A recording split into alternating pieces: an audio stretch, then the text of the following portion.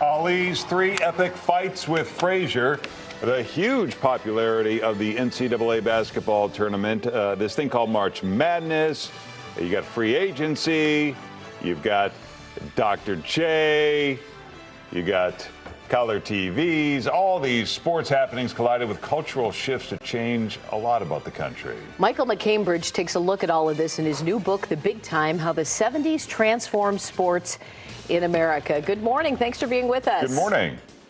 Good to be with you guys. It is interesting when you discuss how really sports wasn't a primetime TV thing before the 70s. Is that relatively true?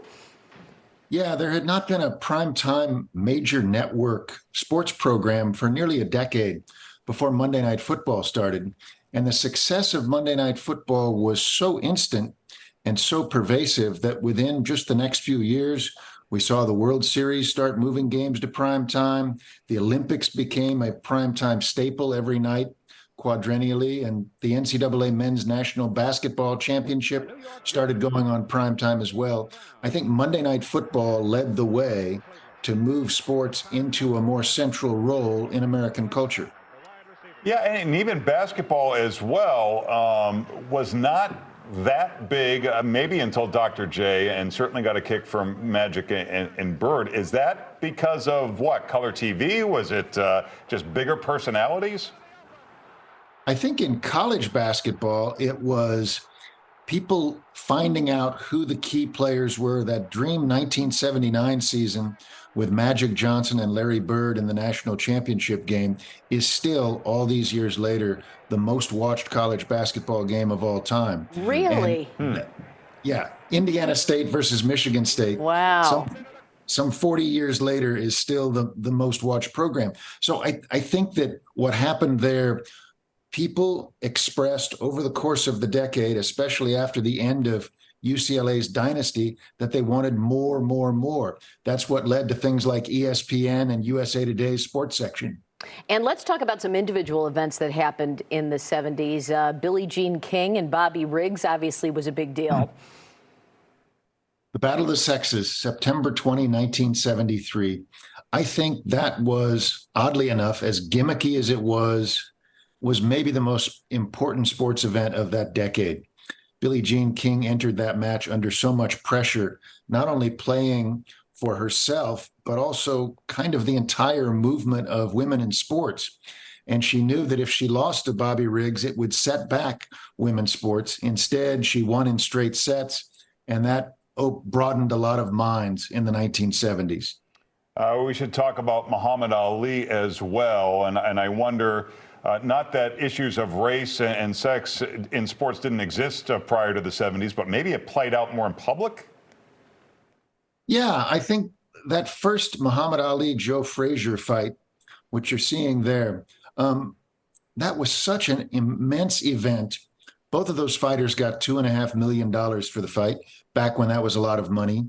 And who you were rooting for in that fight sort of said something about how you viewed integration, how you viewed the Vietnam War. It resonated far beyond sports.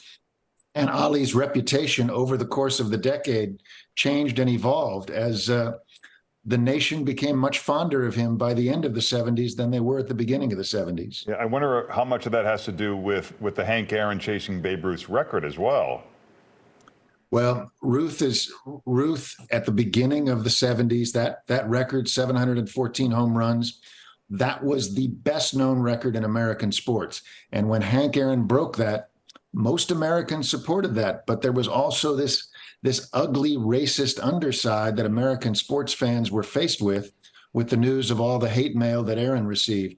And Aaron, to his credit, toiled on nobly, stoically almost, to break that record. And we're not all the way yet, but I certainly think we've come a long way. And those figures like Ali and Aaron had a lot to do with that. Can I ask you about people like Evel Knievel? I mean, you had this expansion of sports that weren't really sports before. You had the wide world of sports, too, happen in the 70s. Yeah, Evel Knievel was his own thing, wasn't he? Yeah. And I think part of Evel Knievel's appeal, occasionally on Wide World of Sports, jumping motorcycles over trucks or cars, was that there was so little other sports on TV. You know, the idea of Evel Knievel is preposterous today when you think of there's 30 college football games on a Saturday. Yeah. So there's really no place for a wide world of sports.